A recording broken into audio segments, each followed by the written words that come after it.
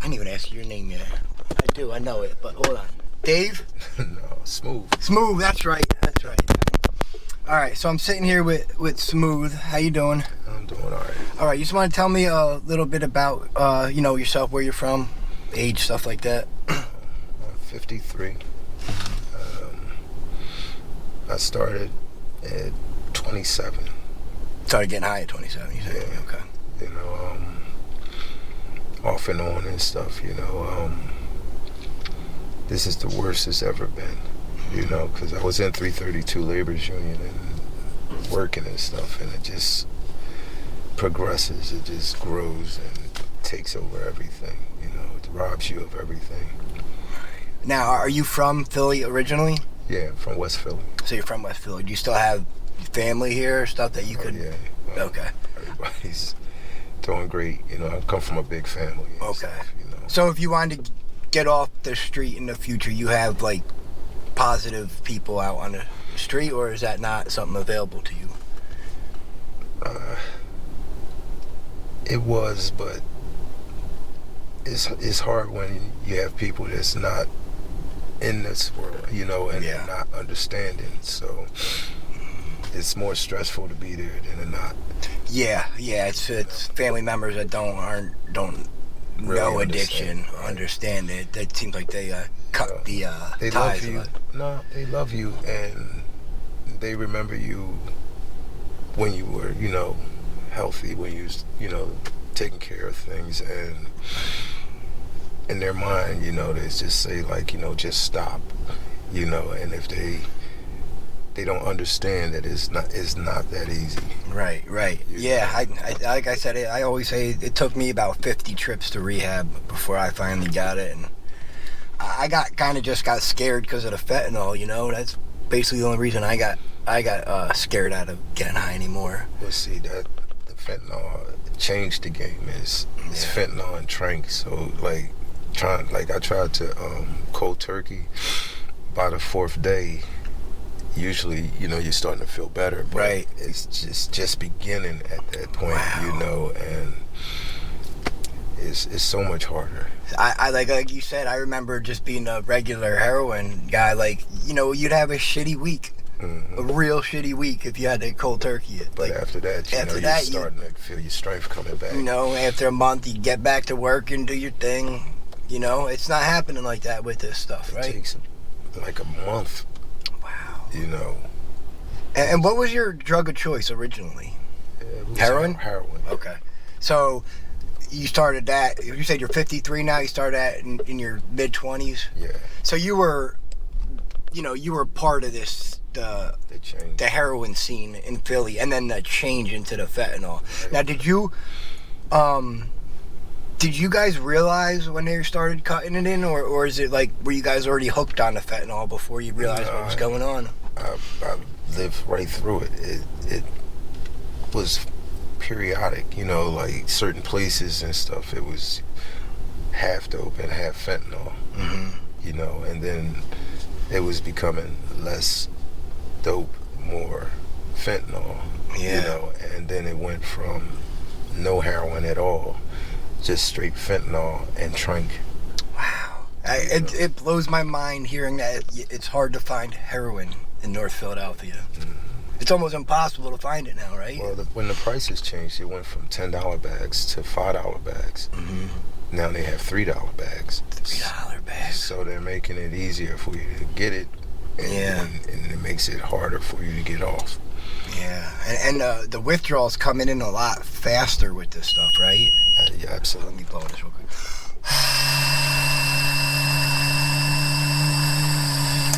Now, I always used to say, like, with the old regular heroin, I used to be able to get by with 2 bags in a day. 2 bags a day, yeah. You do your morning one. It's like every 2 to 3 hours. And that's when the withdrawal kicks in. Oh, it's terrible.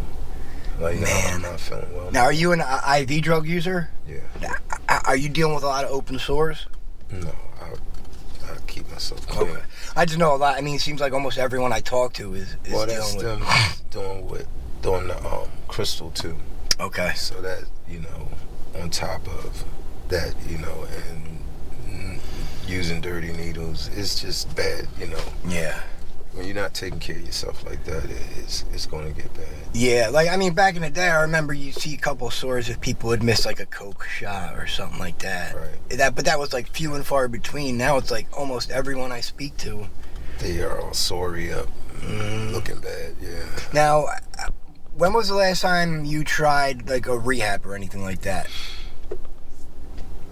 That's been a while now. It's been about 3 years now. 3 years? But I'm trying to get on this Suboxone. Yeah. Now you can get on that right off the street now, right? Like pretty much right from the street? Yeah. The Suboxone? Well, it's different programs and stuff. It's finding the right one for you. Yeah. You know, they have this microdosing that they came up with where you take little pieces and it'll build up in your system so you don't have to go through the withdrawal of it, you know. Now, have you talked to anyone that have tried that route yet? Not yet. Because I've heard just doing, you know, I'm just trying to learn more about fentanyl, and I've seen this microdosing thing. You know, it's all new to me. Yeah, well, I haven't tried it yet because it sounds a little scary. Because if you take the Suboxone, it can send you into the precipitated withdrawal. Yeah, so yeah. Like, I'm a little leery about that. But they're saying if you take a small enough dose, it don't send you there. Wow. You know, and you every like 2 hours you take a little piece and it'll build up. You know, and then you're still using, but it'll get to the point where you don't have to use. Yeah. And the Suboxone takes over. That's got to be scary though, because you're right. If enough of that Suboxone, you'll go into precipitated withdrawal, and that is absolute hell to go through. I think too, like they're putting psych meds in it too. You know, because like right now, I've had this headache for 2 days. You know, it's been like rough getting money. You know, and my eyes, my head, you know, weak. You know, shaky. It's all bad. It's not something that like people think. You know, you just love getting high. It gets to a point where just to feel normal, you're stuck you're stuck in the cycle. Yeah. You know. Yeah, I try and like it's almost impossible for someone that hasn't been in that vicious cycle to understand how absolutely crazy it is. You know, it's not fun. No, it's not. And like the reason I'm doing this, I'm trying to show like the human side behind addiction and why it's so hard to get off the streets. You know, once you're down here, it's so much. It's the isolation.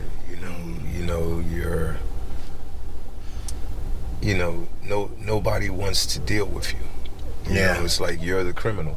You know, people have a lot to say to the person that's using. He's caught up in an addiction. You know, you can't be anywhere.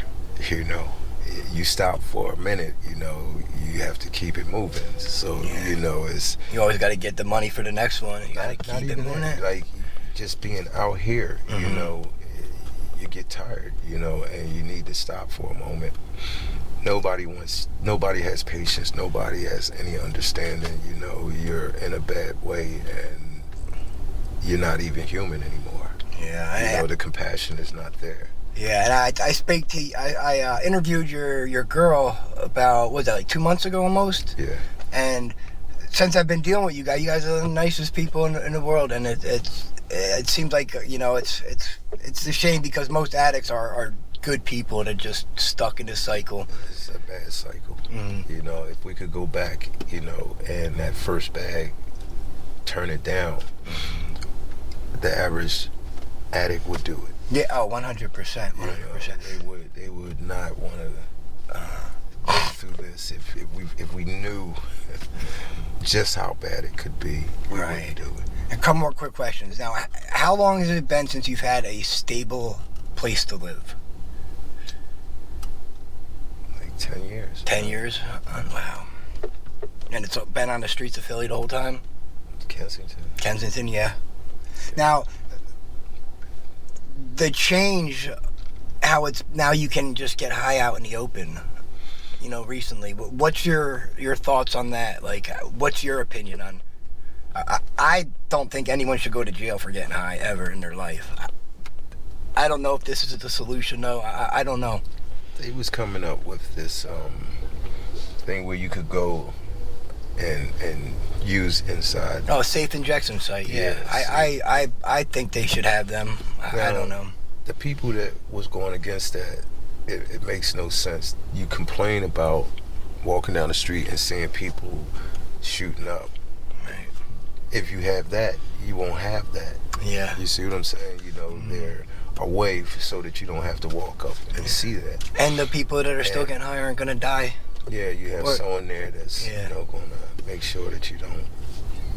Yeah. Now they just opened one in the Bronx last week, and the company is still trying to get one here, but the Republican leaders in Pennsylvania, they are fighting tooth and nail to let this happen. It makes no sense to me though, because like you said, it's everyone complains about them getting high on Kensington Ave and sitting there. But it's better. It's like there's the opportunity with that to get people into like programs. Absolutely. You see, you have people there now that would be able to talk to people. You're getting resources. You need housing. You need, food stamps or whatever. You need clothes. It's a resource place that you can help to turn somebody's life around. I agree 100%. It's not just you go there and get high and that's that. It's an opportunity. Yeah, there's a documentary on East Hastings, is a neighborhood in Vancouver. It's going through a lot of stuff, and they have the safe injection sites there. It's I don't think this problem's going away anytime soon. I think they need to stop the war on drugs and make it a public health issue. This is an experiment right here. Yeah. They could stop this anytime they want.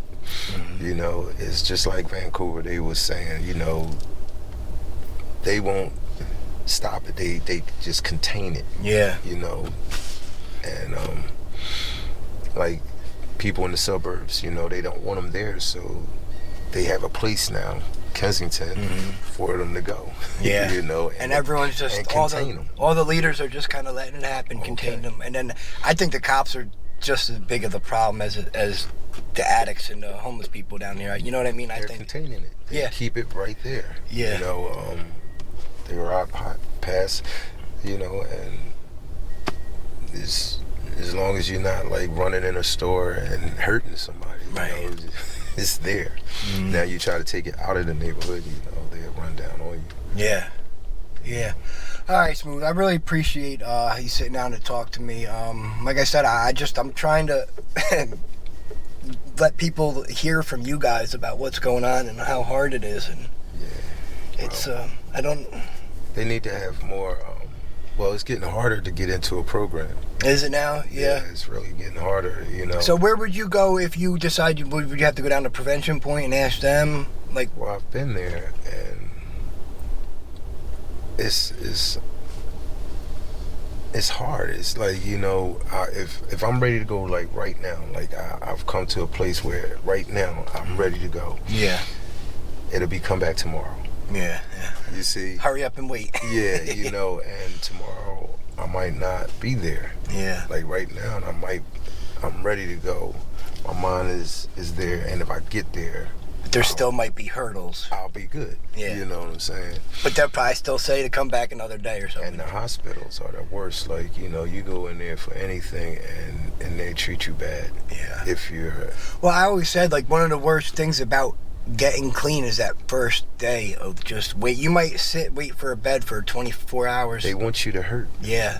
And that is, you know what I mean? It is. That's why a lot of people are scared to go get the detox, because of that first couple of days. It's deliberate, because they don't understand, I believe, and they want you to have a bad experience in their mind. Okay, if you have this bad experience, then you won't want to do it again. It doesn't work like that. Right. Yeah. All right, Smooth. I like I said, I wish you the best. I will continue to, I see you guys up here at Wawa a lot, so I'll continue to say That's hi. Something else. Okay, Oh yeah, I want to explain this. we don't steal. Okay, we're not trying to hurt anyone, you know, and we're holding a door and asking for some help. And most people, like, you know, want to help, but like at the store here, like, I don't understand it. It's like they would rather you run in the store and steal something than to stand and ask for some help. No, it is. That's how I originally approached you guys, because you guys were, you know, opening doors, and I met you first, and you're just the nicest guy in the world, and that's why I was like, you know, let me see about talking to you guys. But even the security guard in there, he seems like he likes you guys, but like they're making him like chase you, the dark skinned guy. He seems like he's, I don't know if he's alright. He's a really good guy. He seems like he's a good guy, and he's like just stuck because he has to be dickheads to you guys. Nah, he's respectful and everything, you know, and we're not dickheads. I meant like just have to do his job. We're not going to make it hard for his job, you know. So when he says leave, we leave, you know. But it's like people would prefer for us to do something so that they could say that we're bad. Yeah. Oh, see, I knew they were criminals. Right. Yeah. You know, try to, you know. Yeah. Back us into justify the reason they don't like you guys. Right. I get it. You know, because I'm not trying to hurt no one. Right. You know, I'm in a situation. That's all. Yeah, like, and you know, you don't want Angel to trick. You don't always want to steal. So you guys are trying to do like the quote unquote honest way. Well, I mean, so it's what we're gonna do, you know, because like I don't want to hurt nobody. I don't have that desire. That's not something that, you know, I've ever been into. Right. You know, just because I'm using doesn't mean I have to change my morals. Right. No, that's good, man. Some people are just rotten, you know, and they give everybody, you know, a bad rap. I've never stole from my family. Right. You know? Yeah. No, I get it, man. I get it. Like I said, I really wish you the best. You guys are, you and Angel, like, when I talk to you guys are clear-headed, you know, you guys are all there. A lot of people I talk to, it's like, man, I don't know if they're going to come back from this. It's the beatdown. Yeah. The loneliness, you know, the roughness of it, you know, it's just bad out here. Yeah. You know, you would think that, you know, you're not thinking right. You know, it's just that, you know, when you're under the influences, your mind is not working like it should. Right. How to get it back to that is a whole process. Oh yeah, and it's a long process. Trust me, it's not the easiest process, but it's worth it. My life's boring now, but it was worth it. I gotta tell you that. See, it's not boring. No. See, because you're able to, you know, enjoy life. Every day for me is a struggle. Yeah. No, trust me, and it's been so long that it's even hard for me now to remind myself of what was like to run and under struggle. But I still do have it, because it is a struggle, man. I have such empathy for you guys. You know, it's not a lot of you gonna make it off the streets, you know, and that's just the truth about it. And I'm hoping you guys, you know, give it a shot at some point. Well, we made some plans for this week, and we're gonna try to get into a program. Hopefully, you know. Okay. The doors are open for us. All right, I'm gonna write down my cell phone number and stuff. Stay in touch with me if you guys go into a program, and I might be able to, you know, bring you guys up some clothes and stuff like that at least. You know what I mean? Because that's one of the hardest parts about getting sober is after the rehab or after the detox, and then you're, what do I do now? Yeah. And if you don't have bus money, you don't have clothes, you don't have cigarette money. You don't have nowhere to be. You know where to be. You come out of the program and you're back on the street, you know, and where are you going to go? Yeah, that's why I told them to ship me to Bucks County to a recovery house up there. I stayed up there for 5 years. That's the only way I did it. I left the city, you know. But that's the only way I was able to do it. Yeah, it's something to consider, you know, you have a change of environment. Yeah. But they say you take yourself with you. Well, it's funny you say that. When I went to Hong Kong when I was 19, I found opium there in one day. Mm-hmm. So you're right. You take yourself if you want to get high, you're going to get high no matter what. But, you know, even like where I live, Bucks County, it's 45 minutes away. It's a huge recovery area. Okay. Recovery houses. It's a good. So it is possible. See, I didn't understand it as far as the meetings, but being around other people that's fighting to stay sober is important. Yeah. You got to stay busy and have support. And I didn't do the 12 steps. I'm not.